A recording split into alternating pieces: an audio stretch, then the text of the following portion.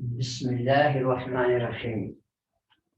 बेटा, ये काफी दिनों बाद आपकी जो ईद की छुट्टियां हैं वो गुजरी हैं, तो उसमें मैंने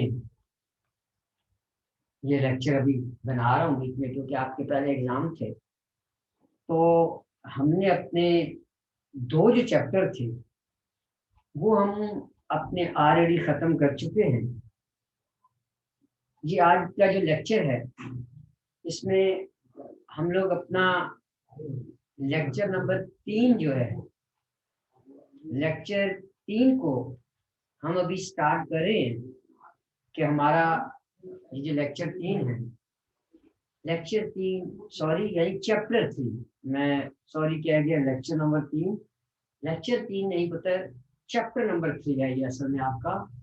तो लेक्चर तो ये आपको मेरे ख्याल है 24 या 25 में जाएगा। ये मेरे ख्याल 24 है, ये 25 है।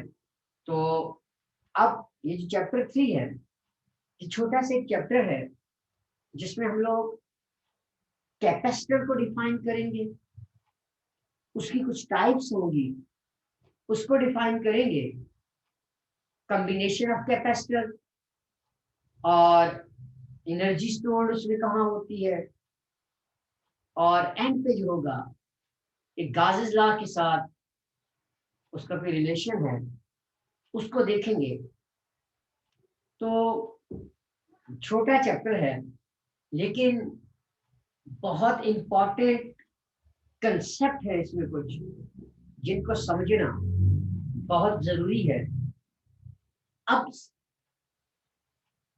वरना अगर इस पे लेक्चर बनाऊं तो इसकी हिस्ट्री पे, इसके टाइप्स पे तकरीबन आपके दो दो एक लेक्चर्स उस पे बन जाते हैं। लेकिन क्योंकि मैं टू द पॉइंट बात करूंगा, इसलिए जहां जरूरत होगी आपको बताऊंगा कि कैपेसिटर आया किस तरीके से, बनाया किसने, कब से इसकी इब्तिदा हुई, कौन सी चीजें थी, कौन सी लिमिटेशंस थी जो कि हमारे पास रहती हैं, कि जिनकी बेस पे हमें इसकी जरूरत पड़ी। तो अब मैं कैपेसिटर पे डायरेक्ट आता हूं कि इसका बेसिक कंसेप्ट क्या है, हमें इसकी जरूरत क्यों पड़ी, फिर उसकी टाइप्स की बात करूंगा। देखो बेटा, इस कैपेसिटर के लिए ये है कि बाज़ औक़ात आपको कहीं लफ्ज कैपेसिटर के बजाय चैप्टर नंबर 3 है बता, तो ये चैप्टर नंबर 3 में कहीं लिखा होगा कंडेंसर, तो उससे भी परेशान नहीं होना, क्योंकि इसी कैपेसिटर को हम लोग कंडेंसर का भी नाम देते होते हैं। इसी कैपेसिटर को हम लोग नाम कंडेंसर का भी नाम देते हैं। यानी आपका ये जो कैपेसिटर है, कैपेसिटर, इसी को बाज़ औक़ात कंडेंसर का भी नाम देते हैं। तो इससे आप लोगों ने कंफ्यूज नहीं होना कि ये कंडेंसर या कैपेसिटर ये एक ही चीजें हैं यहाँ आपके पास। अभी मैं डायरेक्ट इसकी डेफिनेशन पे तो नहीं आता कि कैपेसिटर होता क्या है। सबसे पहले बात करूंगा कि हमें इस कैपेसिटर की जरूरत कहाँ महसूस हुई, क्या कुछ हुआ, तो उस पर डायरेक्ट आ रहा हूं बता। देखो बेटा, आप लोग इससे पहले जानते हो कि हमारे पास एनर्जी जो है, जब से हमारी ये कायनात बनी, इस वर्ल्ड की बात जब मैं कर रहा हूँ, इस दुनिया की बात कर रहा हूँ, आहिस्ता आहिस्ता पॉपुलेशन इंक्रीज होना शुरू हुई, तो इसमें हमारे पास दो ही चीजें एनर्जी के लिए थी, क्योंकि एनर्जी हमारी जरूरत है। तो इसके लिए हमें दो ही चीजें मिली, एक मैटर, और दूसरी आपके पास ये जो हम लोग जो एनर्जी वगैरह जो ले रहे हैं, ये हम लोग सन वगैरह से ले रहे हैं। हम लोग कुदरती तौर पे जो बात कर रहा हूँ, सन से ले रहे हैं। उसके बाद की बात है कि उसके अंदर फिर रिसर्च हुई, फिर हमारे पास केमिकल एनर्जी आई, फिर इलेक्ट्रिकल एनर्जी की बात कर रहे हैं। लेकिन हमारे पास अभी तक इलेक्ट्रिकल एनर्जी को स्टोर करने की कोई डिवाइस नहीं है। हाँ, स्टोर कर सकते हैं, लेकिन डिवाइस अभी तक नहीं थी। क्योंकि अभी तक जो भी बातें हम लोग कर रहे हैं, अभी तक भी, कि हम लोग एनर्जी के सोर्सेस की बात करते हैं। एनर्जी के सोर्सेस से मुराद क्या है कि हमें जिस तरीके से घर के अंदर कोई चीजें स्टोर करनी पड़ती हैं, जैसे मिसाल के तौर पे मैं बिल्कुल कोशिश करता हूं कि बेसिक पे आता हूं कि हमें पानी चाहिए। तो अब देखो, वो जो पानी होता है उसकी जरूरत हर घर के लिए, हर बंदे के लिए मुख्तलिफ होती है। मेरे कहने का मतलब ये है कि बाज़-औक़ात उसी पानी को एक बंदे को, वो जो नीड, जो उसकी ज़रूरत है, वो अभी चाहिए, और किसी को घंटे बाद उसकी ज़रूरत है।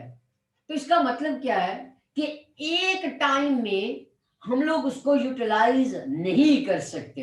हाँ, हमारे पास आ ज़रूर सकता है। जैसे मिसाल के तौर पे ये हम कंटोनमेंट का पानी है, जैसे अब वो आ तो गया।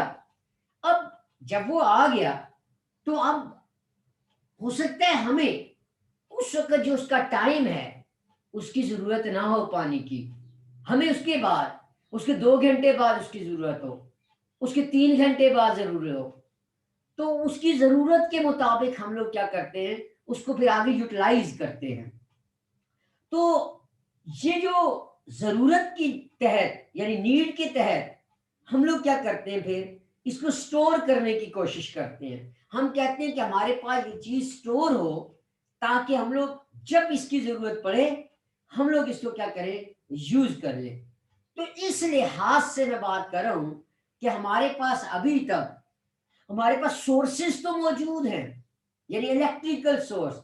जैसे आपने देखा, एक जनरेटर है, तो जनरेटर से हम लोग क्या करते हैं कि चक्का चलाते हैं उसको, चाहे उसके उस चक्के को with the help of hand या कोई भी मैकेनिकल एनर्जी से हम लोग उसको चलाते हैं।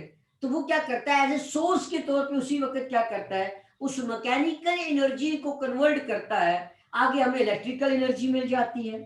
सिमिलरली, इसी तरीके से अगर हम बैटरी की बात करें, तो आपने देखा कि बैटरी के अंदर केमिकल एनर्जी है, सेल्स हैं, केमिकल एनर्जी है। तो अंदर रिएक्शन होता है, तो रिएक्शन होने के बाद वो हमें क्या मिलता है आगे, फिर इलेक्ट्रिकल एनर्जी में वो कन्वर्जन होती है।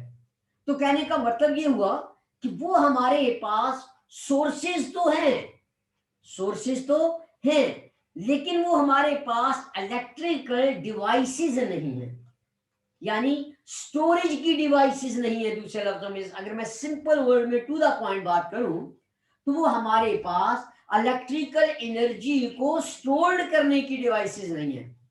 तो फिर वहां क्या जरूरत हुई, हमें इसकी कहाँ जरूरत पड़ी, इसकी जरूरत हमें वहां पड़ी। मिसाल के तौर पे, अब मैं एग्जांपल्स पे आता हूं, तो उम्मीद है कि ये कंसेप्ट आपको वहां ज्यादा क्लियर हो जाएगा कि जो मैं कहने की कोशिश कर रहा हूं, ये समझाने की कोशिश कर रहा हूं कि आपके पास एक कैमरा है। ये एक कैमरा है, जैसे इस कैमरे के अंदर, यहां आपने देखा होगा, एक फ्लैश लगा होता है।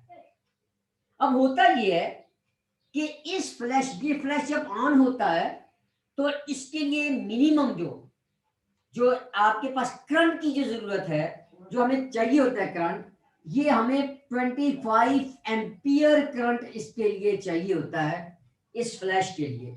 अगर हमारे पास इतना करंट होगा, तो फिर क्या होगा, आपका ये जो फ्लैश है ये ऑन होगा। अगर इससे कम है, तो आपके कैमरे का कोई फायदा नहीं, उसका फ्लैश ऑन ही नहीं होगा आपके पास। फिर भी अगर कोई मसला है, इसको ऐसे समझो कि मैं ऐसे कहता हूं कि मेरे पास ये हथेली मैंने की, मुझे इस हथेली के ऊपर 20 लीटर पानी चाहिए या 10 लीटर पानी चाहिए, और वो 10 लीटर पानी मुझे क्या चाहिए, एक ही टाइम में मुझे 10 लीटर पानी चाहिए। अब क्या होगा कि अब मेरे पास क्या है कि एक मैंने टैंकी ऊपर, मैं इसको इस तरीके से डायग्राम में भी, ये फ्लैश को भी एक्सप्लेन करता हूं, उसकी बात उसमें आ जाएगी। मैं ये कहता हूं कि ये एक हमारे पास एक खेत समझ लो, या कोई भी ऐसी प्लेट समझ लो, कोई भी ऐसी डिवाइस समझ लो, कि ऑब्जेक्ट समझ लो कि इसको हमें पानी चाहिए, इस पे हमें पानी चाहिए, वाटर की जरूरत है, और वाटर हमें चाहिए 10 लीटर, और 10 लीटर हमें कैसे चाहिए, एक साथ ही चाहिए, यानी 10 लीटर पानी इस पे एक साथ ही चाहिए। ऐसे नहीं कि जी कि आपके पास इस तरीके से 10 लीटर नहीं चाहिए कि पहले 1 लीटर आए, फिर दूसरा लीटर आए, फिर तीसरा लीटर आए, नहीं, हमें ये चाहिए कितना, 10 लीटर मिसाल के तौर पे हमें इस चीज के ऊपर पानी चाहिए। और ये जो 10 लीटर है, मैंने भी आपको बताया कि एक तरीका ये कि हमारे पास इधर एक, यहाँ एक टैंकी सी, हमने रिजर्वायर अपने घर में टैंकी बनाई हुई है, तो इसके नलके से यहाँ हमने इसका टैप क्या किया, ओपन कर दिया, तो यहाँ से पानी जो आ रहा है, तो देखो अब ये जो पानी आ रहा है, तो ये इसकी कोई ना कोई लिमिटेशन है, कोई ना कोई रिस्ट्रिक्शन है, क्योंकि ये पाइप कोई ना कोई एरिया रख रहा है। तो इसका मतलब ये है कि यहां से पानी अगर 10 लीटर, बेशक ये आपके पास 1000 लीटर ही की क्यों नहीं टैंकी है, लेकिन आपको क्या चाहिए, सेम टाइम पे 10 लीटर इसके ऊपर पानी चाहिए। तो यहां से आहिस्ता आहिस्ता पानी आता रहेगा, आता रहेगा, आता रहेगा, वो 10 लीटर तो बन जाएगा, लेकिन हमारे वो किसी काम का नहीं है। क्यों? क्योंकि हमें सेम टाइम पे ये चीज चाहिए। तो उसके लिए हम लोग क्या करते हैं, आपके पास यहाँ एक बकेट होती है, एक बाल्टी है, इस बाल्टी के अंदर मैं कहता हूं आपके पास 10 लीटर पानी स्टोर है। तो अब हमारी जरूरत कौन पूरी कर रहा है, हम लोग क्या करें, एक ही टाइम में ये बाल्टी उठाएं और एकदम इसको इसके ऊपर उलट दें। अब हमारे लिए वो बेहतर है ना कि 1000 लीटर से आहिस्ता आहिस्ता पानी आना चाहिए। हो सकता है आपको ये एग्जांपल समझ आ रही हो या कुछ कंफ्यूजिंग हो, मैं कोशिश करता हूं इसको क्लियर करने की। मिसाल के तौर पे मैं ये कहना चाह रहा हूं कि हमारे पास अपनी कुछ इलेक्ट्रिकल डिवाइसेस ऐसी हैं कि जहां हमें जो चार्जेस होते हैं वो ज्यादा अमाउंट में चाहिए होते हैं, यानी लार्ज करंट चाहिए होता है उनको ऑपरेट करने के लिए। हमें ऐसे नहीं करंट चाहिए होता कि जी आहिस्ता आहिस्ता आहिस्ता आहिस्ता वो आए, नहीं, हमें एकदम ही लार्ज अमाउंट में करंट चाहिए होता है उनको ऑपरेट करने के लिए। तो वहां उधर फिर हम लोग क्या करते हैं, जैसे मैंने यहाँ बकेट की बात की, तो वहां हम लोग क्या करते हैं, इस कैपेसिटर की बात करते हैं कि वहां हमें कैपेसिटर यूज करना पड़ता है। उधर कैपेसिटर के बजाय आपकी बैटरी काम नहीं कर सकती, आपका सेल काम नहीं कर सकता, आपका जनरेटर काम नहीं कर सकता, हमें वहां कैपेसिटर की जरूरत पड़ती है। यानी मेरे कहने का मतलब अब ये हुआ कि जैसे आपके कैमरे का फ्लैश है, तो उसको ऑपरेट होने के लिए 25 एम्पियर का करंट चाहिए। तो वो जो आपका 25 एम्पियर का जो करंट है वो आपको सिर्फ कैपेसिटर प्रोवाइड कर सकता है एक ही टाइम, बाकी आपको ये जो सेल होता है ये नहीं कर सकता, आपको बैटरी नहीं कर सकती। तो वहां हम लोग क्या करते हैं, उसके अंदर कैपेसिटर करते हैं, यानी उसके अंदर वो स्टोर्ड हो जाता है, यानी चार्जेस उसके अंदर स्टोर्ड होते हैं। तो वो 25 एम्पियर का करंट बनाते हैं, और जैसे ही आपका वो कैमरा फ्लैश करता है उसके बाद आपने देखा होगा कि थोड़ी देर के लिए रेड लाइट उसके ऊपर आ जाती है। यानी इसका मतलब ये है कि अभी आपके कैपेसिटर ने इतने चार्जेस नहीं लिए कि वो नेक्स्ट फ्लैश के लिए आपको उसके बाद तैयार हो। तो उसके लिए फिर वो क्या करता है, थोड़ा टाइम लेता है। उसके बाद आपने देखा होगा तो उसकी ग्रीन जो लाइट होती है वो एकदम ऑन होती है। इसका मतलब ये है कि अब आप नई तस्वीर ले सकते हो, अब आपके पास इतने चार्जेस हो गए हैं कि आप अगली तस्वीर उससे ले लो।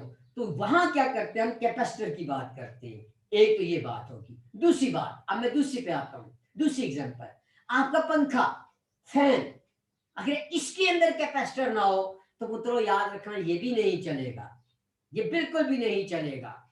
वो अलग बात है कि इसकी टाइप्स अलग-अलग हैं, मैं उनकी बातें नहीं कर रहा, मैंने किसी टाइप की बात नहीं कर रहा, मैं सिर्फ अभी कैपेसिटर की तरफ आपके कंसेप्ट को लेके आ रहा हूँ कि कैपेसिटर हमें कहाँ चाहिए होता है, ये क्यों चाहिए होता है हमें। तो देखो, पंखे के अंदर भी हमें जो चार्जेस होते हैं, ये हमें यानी जो करंट होता है वो हमें इसको आगे की तरफ रोटेट करने के लिए, टर्निंग इफेक्ट लाने के लिए इसके अंदर हमें लार्ज अमाउंट ऑफ करंट की जरूरत होती है। तो ये लार्ज अमाउंट ऑफ करंट जो होता है ये आपको आपका एसी नहीं प्रोवाइड कर सकता, आपको डीसी नहीं प्रोवाइड कर सकता। तो इसके लिए हमें क्या करना पड़ेगा, हमें एक इलेक्ट्रिकल डिवाइस की जरूरत होती है और वो आपका कैपेसिटर आता है। बिल्कुल इसी तरीके से आपने देखा होगा कि आपके स्टार्टर होते हैं, जो ट्यूबलाइट के अंदर स्टार्टर होता है, जो तो स्टार्टर क्या है असल में, वो जो स्टार्टर होता है वो आपके अंदर उस ट्यूबलाइट के अंदर एक कैपेसिटर ही है। तो वो आपको क्या करता है, इतना करंट ले लेता है और उसके बाद वो क्या करता है, उसको आगे प्रोवाइड करता है, तो आपकी जो लाइट है वो जलती है। तो स्टार्टर भी इसकी एग्जांपल में आ जाता है। फिर आपने देखा होगा मोटरों के अंदर भी, जो मोटरें होती हैं उसके अंदर भी आपने देखा होगा कि हम कैपेसिटर लगाते हैं। तो वो कैपेसिटर वहां भी क्या करता है, आपकी उस मोटर को स्टार्टिंग इनिशियली स्टार्ट करने के लिए कि जी उसको इतना करंट, जो लार्ज अमाउंट ऑफ करंट है उसको जो चाहिए, उसके लिए हम लोग क्या करते हैं, उस कैपेसिटर ही की बात करते हैं। वहां कैपेसिटर ही यूज किया जाता है जो कि आपको इतना लार्ज अमाउंट ऑफ करंट दे देता है कि आपकी मोटर जो है वो चलने लग जाती है।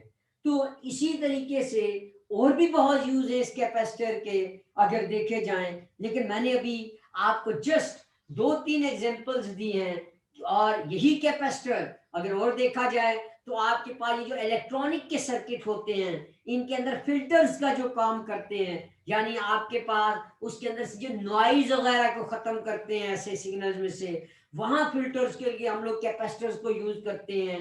तो ये जो मैंने आपको पहले ही फैन वगैरह की एग्जांपल दे दी, तो ये आपके पास जस्ट सिंपल सी एग्जांपल्स हैं कि हमें कैपेसिटर की क्यों जरूरत पड़ती है। वो अलग बात कि इस कैपेसिटर की आगे कितनी टाइप्स हैं, फिर उन टाइप्स को भी आगे डिवाइड करते हैं, फिर उनके लिहाज से हम आगे किस तरीके से आते हैं, वो एक अलग टॉपिक है। कोशिश करूंगा अगर मतलब कि टाइम मिला आपको समझा दूंगा, लेकिन कैपेसिटर की जरूरत हमें यहां पड़ती है। अब सवाल ये पैदा होता है कि हमारे पास फिर लिमिटेशन क्या है कि हम लोग किस तरीके से कैपेसिटर बना सकते हैं। तो इसका मतलब ये है कि हम लोग किस तरीके से चार्ज स्टोरिंग डिवाइस बना सकते हैं। तो याद रखिएगा, हम किसी भी कंडक्टर को अपने लिए as a charge storing device बना सकते हैं, लेकिन उसके ऊपर एक लिमिटेशन है। वो लिमिटेशन डिपेंड करेगी कि आया उसके अंदर एबिलिटी कितनी है, बाकी चीजें भी देखनी पड़ती हैं वहां। तो वो अपनी जगह, लेकिन हम लोग एक कंडक्टर को यूज कर सकते हैं as a charge storing device. फिर हम वहां कैपेसिटर ही कैसे बनाते हैं, किस तरीके से, क्योंकि मैं सिर्फ अभी कंडक्टर की मैंने बात की, मैंने लफ्ज अभी जो पहले बात की उसमें कैपेसिटर अभी यूज नहीं किया, मैंने कंडक्टर की बात की कि हम किसी भी कंडक्टिंग प्लेट को एज ए चार्ज स्टोरिंग बना सकते हैं, लेकिन एक हद तक कि कितना उसके ऊपर चार्ज स्टोर होता है, कितनी उसकी कैपेसिटी होती है, तो वो एक इलाका पुत्र उसके अंदर एक सवाल पैदा होता है। तो इस कैपेसिटर की अगर मैं बात करूं तो इसका सबसे पहला जो कंसेप्ट आया, ये हमें यानी जिस ने बनाया इसे, अगर मैं उसकी बात करूं तो दो साइंटिस्ट हैं उधर, दो साइंटिस्ट हैं जिन्होंने इस पे काम किया।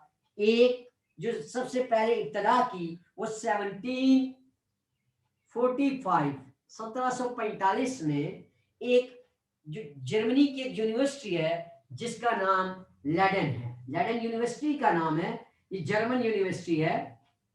ये जर्मनी की यूनिवर्सिटी है लेडन, बहुत मशहूर यूनिवर्सिटी है जर्मनी की लेडन।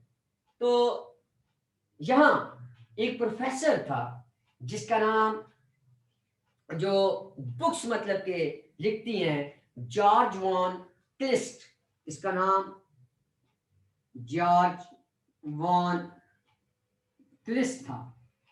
इसने क्या किया, सबसे पहले एक लेडन जार बनाया था। इसने एक जार बनाया था, यानी इसने इस तरीके से एक जार बनाया, उसके अंदर इलेक्ट्रोलाइट को फिल किया, बीच में एक कंडक्टिंग सा चेन जो थी वो उसने इंट्रोड्यूस की थी बीच में, तो कंडक्टिंग वायर इसने मतलब कि बीच में यूज की थी। तो ये लेडन जार था, तो यूनिवर्सिटी के नाम पे था। तो इसी के अंदर जो मॉडिफिकेशन की, मीडियम की बात की, यानी जिसको टेम्पेस्टर का नाम बाद में दिया, वो 1746, उसके एक साल बाद एक और साइंटिस्ट था, इसको पीटर वैन कहते हैं। इस पीटर वैन ने क्या किया, इसने Peter PIETER van, Peter van था, इसने क्या किया, इसने आके इसके अंदर और मॉडिफिकेशन की। तो इन दोनों के नाम पे आपका ये जो कैपेसिटर है उसकी इजाद होती है, यानी इन दोनों की कंट्रीब्यूशन से, दूसरे लफ्जों में आप लोग कह सकते हो कि आपका कैपेसिटर बनता है होता है। फिर वो अलग बात कि हर एक कैपेसिटर के अंदर मतलब कि उसकी कुछ लिमिटेशंस होती हैं कि हमें जी क्या चीज उसकी ज्यादा हो, किस चीज पे उसकी कैपेसिटेंस डिपेंड करती है, या कौन कौन से फैक्टर्स पे वो डिपेंड करना चाहिए, तो वो एक अलग टॉपिक है पुत्र। लेकिन आमतौर पे हम लोग कैपेसिटर को अगर देखें तो इसकी आगे जो टाइप्स हैं, दो टाइप्स होती हैं मेन कैपेसिटर की। एक को कहते हैं फिक्स कैपेसिटर, एक को कहते हैं वेरिएबल कैपेसिटर। फिर आगे आपके यही जो फिक्स्ड और वेरिएबल कैपेसिटर है पुत्र, ये चेंज होती है पुत्र, यानी फिक्स कैपेसिटर और वेरिएबल कैपेसिटर, ये दो बड़ी टाइप्स हैं। और इसके आगे जितने भी कैपेसिटर आते हैं वो इन्हीं दो टाइप से आते हैं पुत्र। यानी मेरे कहने का मतलब क्या हुआ कि फिक्स कैपेसिटर जैसे है वो आगे फर्दर डिवाइड होता है, एक को पोलर कहते हैं, एक को नॉन पोलर कहते हैं। पोलर मीन कि वो सिर्फ आपके पास उसके ऊपर वो DC पे ऑपरेट होता है, बस वो AC पे ऑपरेट नहीं हो सकता। पोलर मीन पोलैरिटी से प्लस माइनस साइन जैसे होते हैं, तो वो सिर्फ DC सप्लाई पे ऑपरेट होता है। नॉन पोलर जो होते हैं वो AC और DC दोनों पे ऑपरेट होते हैं। फिर आगे मित्रों आपके पास जो पोलर कैपेसिटर होते हैं ये फर्दर आपके पास दो हिस्सों में डिवाइड होते हैं, एक इलेक्ट्रोलाइटिक में चला जाता है और एक आपके पास, आपने नाम सुना होगा सुपर कैपेसिटर, उसमें चला जाता है। फिर नॉन पोलर है, नॉन पोलर के अंदर तीन टाइप्स आती हैं, एक को आप सिरामिक कैपेसिटर कहते हो, एक मीका है, एक फिल्म कैपेसिटर है। फिर जो आपका फिल्म कैपेसिटर है वो फर्दर आगे दो हिस्सों में डिवाइड होता है, एक आपका मेटलाइज्ड कहलाता है और एक आपका फॉयल कैपेसिटर कहलाता है। फिर यही जो आपके मेटलाइज्ड जो है और ये जो फॉयल है, तो ये भी फर्दर आगे मेटलाइज होते हैं, ये भी आगे तीन हिस्सों में डिवाइड होते हैं। इसी तरीके से जो वेरिएबल कैपेसिटर है ये आपके दो बड़े हिस्सों में डिवाइड होते हैं, एक इलेक्ट्रिकली है और एक मैकेनिकली है। जो मैकेनिकली है वो फिर फर्दर डिवाइड होता है। तो इस तरीके से आपके पास कैपेसिटर की बहुत सी टाइप्स बन जाती हैं, डिपेंड अपॉन उनके अंदर जो डाइलेक्ट्रिक मटेरियल होता है। लेकिन बड़ी टाइप्स अगर देखी जाए, यानी जो आमतौर पे अगर देखा जाए, तो याद रखना दो ही किस्म के होते हैं, एक आपके पास फिक्स्ड होता है, एक आपके पास क्या होता है, वेरिएबल कैपेसिटर होता है पुत्र। और वेरिएबल आप लोग जानते हो, आप लोगों ने इससे पहले ही पढ़ा, ये जो रेडियो की ट्यूनिंग वगैरह जो करती हैं, लेकिन वो वेरिएबल के अंदर भी एक होता है, वो टाइप होती है, वो उसमें भी आता है, वो मतलब कि वो मैकेनिकली कंट्रोलिंग है उसके अंदर, फिर इलेक्ट्रिकली कंट्रोलिंग भी है। तो वो अलग बात है कि उसके अंदर मीडियम कौन कौन से हैं, मैं उनकी बातें नहीं कर रहा। तो मैंने कहा कि इस पे अगर मैं लेक्चर दूं तो मेरा कम से कम आपके 1.5 से 2 लेक्चर जो है वो आराम से इनकी टाइप्स पे, उनकी प्रॉपर्टीज पे इजीली 2 से 3 लेक्चर बन जाएंगे। तो मैं इतनी उस डिटेल में तो नहीं जाता, मैं डायरेक्ट बात आप कैपेसिटर ही की करने जा रहा हूं। उम्मीद है कि आपको इतना तो समझ आ गया होगा कि हमें कैपेसिटर की जरूरत कहाँ महसूस हुई, हम इसको क्यों इस्तेमाल कर रहे हैं। तो अब मैं बात करूंगा कि आया हम लोग एक कंडक्टर को किस तरीके से कैपेसिटर बना सकते हैं, यानी उसके ऊपर एनर्जी कैसे स्टोर कर सकते हैं, वो भी बीच में बात करता हूं। और फिर आपको डायरेक्ट कैपेसिटर पर लेके जाता हूं, फिर उसके सिंबल की बात करता हूं। ये वही चीजें हैं जो आपने 9th 10th अपने फर्स्ट ईयर सेकंड ईयर वगैरह में पढ़ी हैं, लेकिन क्योंकि बेसिक सेम है, लेकिन कुछ चीजें हैं शायद जो आपके लिए नहीं हो। तो मैं अब डायरेक्ट बात करता हूं कैपेसिटर की पुत्र। तो कैपेसिटर, इसको मैं अब डिफाइन कर देता हूं कि कैपेसिटर होता क्या है। मैंने इसको आपको पहले ही बताया है। तो इसको हम लोग कंडेंसर भी कहते हैं। कि मैंने आपको भी बताया कि कुछ हमारे पास इलेक्ट्रिकल डिवाइसेस ऐसी होती हैं जिन्हें हाई करंट चाहिए होता है अपनी इनिशियल यानी स्टार्टअप के लिए। आई बात समझ में? या दूसरा नाम ये भी कह सकते हो, अपनी जो उनकी स्टैटिक फ्रिक्शन होती है, इलेक्ट्रोस्टैटिक फ्रिक्शन जिसको आप लोग कह सकते हो, वो स्टैटिक फ्रिक्शन को रिड्यूस करने के लिए उन्हें क्या करना पड़ता है, एक हाई करंट चाहिए होता है इनिशियल स्टार्ट में। ठीक है, तो उनके लिए हम लोग क्या करते हैं, इस कैपेसिटर को वहां यूज करते हैं। तो कैपेसिटर क्या करता है, ये इलेक्ट्रिकल एनर्जी को स्टोर करता है और ये सप्लाई कर देते हैं उन्हें एट वंस, एक ही टाइम में ये क्या करता है, उनको सप्लाई कर देता है पुत्र। तो इसलिए मैं कैपेसिटर की दो डेफिनेशन लिख देता हूं, आपकी अपनी मर्जी, आप जो मर्जी डेफिनेशन करो पुत्र। तो a capacitor is a device, और फिर आपके पास क्योंकि कैपेसिटर आपका यहाँ एज ए सोर्स नहीं है, तो ये आपका एक्टिव कंपोनेंट नहीं है, ये तो स्टोरिंग डिवाइस है, इसलिए ये आपका पैसिव कंपोनेंट कहलाता होता है इलेक्ट्रॉनिक्स में। ये आपका पैसिव इलेक्ट्रॉनिक कंपोनेंट कहलाता है, ये आपका एक्टिव कंपोनेंट नहीं है, यानी बैटरी नहीं है, आपका सोर्स नहीं है। ठीक है, ये स्टोरिंग डिवाइस है, आप स्टोर कर सकते हो इसको, लेकिन ये अपने आपको आपको पता है कि ये एकदम ही, यानी कि मिसाल के तौर पे जैसा भी आपके पास वो कैपेसिटर है, उसके अंदर आपने चार्जेस को स्टोर किया, जैसे ही स्टोर किया, इसके आगे दो टर्मिनल हैं, कि जैसे ही आप इसके साथ किसी और चीज को कनेक्ट करते हो, वायर वगैरह, तो ये एकदम क्या करता है, अपने उन चार्जेस को आगे की तरफ दे देता है, यानी ये डिस्चार्ज हो जाता है, दूसरे लफ्जों में पता है।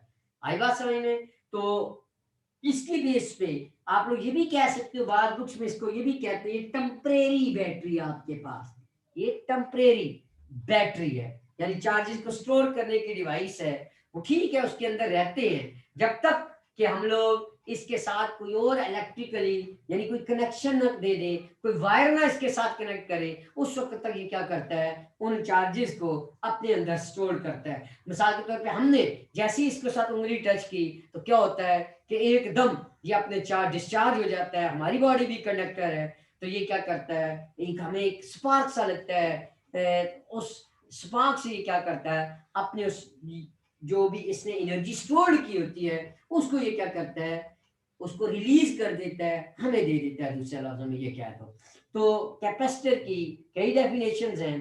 तो एक डेफिनेशन ये है कि capacitor is an electrical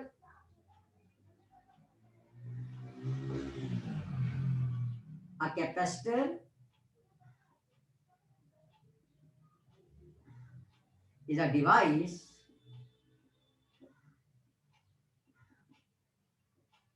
in which a capacitor is a device in which electrical energy is stored, in which electrical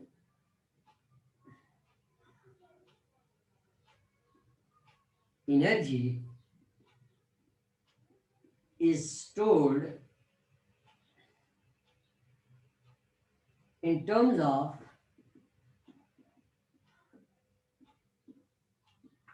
compressed charges।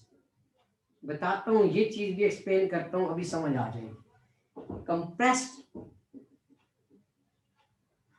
charges, and it can be received and it can be received that at a very fast pace, यानी कि ये एकदम क्या होता है, discharge हो जाता है, अपने जो भी चार्जेस उससे स्टोर्ड किए होते हैं ये उसको एकदम वापस दे देता है। तो एक डेफिनेशन ये है। अगर आप दूसरी डेफिनेशन करना चाहो तो मैं दूसरी डेफिनेशन भी लिख देता हूँ। अब इसको मिटा के अब मैं दूसरी डेफिनेशन भी लिख देता हूँ। फिर ये मैं टर्म कि जी कंप्रेस्ड चार्जेस का जो है इसमें के अंदर उस कंसेप्ट को भी कोशिश करता हूँ एक्सप्लेन कर सकूं, तो वो भी आपको फिर समझाता हूँ पुत्र। फिर इसके सिंबल्स की बात करेंगे, फिर इसके यूनिट्स की बात करते हैं, फिर अगली बाकी बातें इसमें करते हैं। तो ये इसके बेसिक कंसेप्ट सिर्फ अभी आपको समझा रहा हूँ। इसकी दूसरी डेफिनेशन कैपेसिटर क्या? Capacitor is a device, a capacitor is a device, इसको कैपेसिटर को हम लोग ये कह सकते हैं, कैपेसिटर दूसरी डेफिनेशन लिखा रहा हूं, a capacitor is a device, a capacitor is a device that stores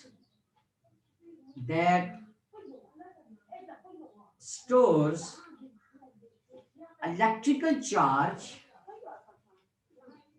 that stores electrical charge in an electric field, ये भी आप कह सकते हो। It is a passive component, it is a passive electronic component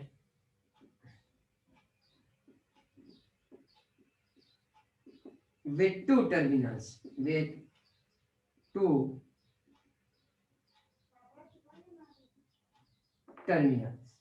एक आप ये भी कह सकते हो इसको।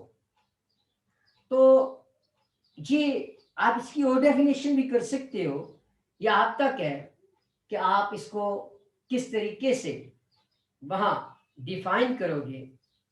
तो एक तो ये भी हो गया। फिर इसी को कि आया इस कैपेसिटर के अंदर क्या मैकेनिज्म है। मैंने आपको पहले ही बताया कि हम किसी भी कंडक्टर को हम एज ए कैपेसिटर यानी स्टोरिंग डिवाइस इस्तेमाल कर सकते। इसी की एक और डेफिनेशन भी लिख लो, कैपेसिटर स्टोर्स, यहां मैं लिख देता हूं, capacitor stores electrical energy, stores electrical energy, capacitor stores electrical energy and supply it at once। ये एकदम क्या करता है, सारी एनर्जी को सप्लाई कर देते हैं। तो हम लोग इस तरीके से भी कैपेसिटर को डिफाइन कर सकते हैं। अब हमारे पास किस तरीके से हम एक कंडक्टर के ऊपर एनर्जी स्टोर कर सकते हैं, उसको एनर्जी स्टोरिंग डिवाइस बना सकते हैं। क्या हम लोग large amount of infinite energy storing एक कंडक्टर को बना सकते हैं, उसकी बात करूंगा। तो अब मैं आता हूं उस पे, लेकिन क्योंकि ये जो लेक्चर है आपका ये अब 40 मिनट तक का पहुंच चुका है, इसलिए जो नेक्स्ट लेक्चर बनाऊंगा उसमें इंशाल्लाह मैं इसी कैपेसिटर के को आगे लेके चलूंगा। क्या हम लोग किस तरीके से एक कंडक्टर को, मेटल को एक स्टोरिंग डिवाइस बना सकते हैं, वहां तक क्या लिमिटेशन है हमारे पास, फिर इसी कैपेसिटर के सिंबल्स क्या हैं और इसका मैथमेटिकल फॉर्म क्या है इसकी, तो इसके यूनिट्स क्या हैं उनकी बातें फिर करूंगा। तो यहां तक उम्मीद है कि आपको कुछ ना कुछ जो कंसेप्ट है आपका इस कैपेसिटर का ये समझ आ गया होगा कि हम कैपेसिटर को क्यों यूज कर रहे हैं, ये क्या डिवाइस है, वजह क्या है कि हम कैपेसिटर ही इस्तेमाल कर रहे हैं। तो यहां तक अगर किसी बेटे बेटी को कोई भी प्रॉब्लम हो तो बेटा आप लोग पूछ सकते हो